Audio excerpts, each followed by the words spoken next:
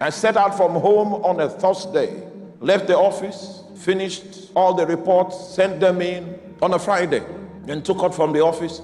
I was going for a crusade, and I got the blessings of my wife. She was heavy with pregnancy, and I was on the crusade ground ministry. There was this guy, he was 50 years old at the time, and he was blind. And while we were praying for healing, one of his eyes began to see. And it created commotion in the place.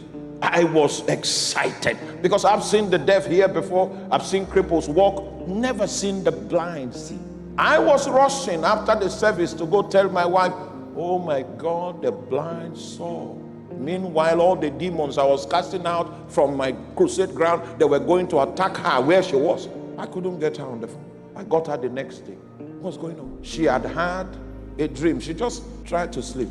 And then she saw something like a ram with many horns, trying to drive the horns into her womb. And she held the ram and started plucking out some of the horns, but the dream was inconclusive. When she woke up from the dream, she began to bleed. That was why I couldn't access her on the phone. At the time I got her on the phone, she said, well, I'm not in good shape. The doctors have checked since we lost the baby. Lost what? The blind just saw on the field. And then on the other side of the coin, we lost the baby. We lost the baby. And she told me, make sure you don't leave that crusade ground. Make sure you finish from. So it doesn't matter how I had to speak boldly in the Lord. I was not feeling great, but the instruction was to speak boldly. Just be bold.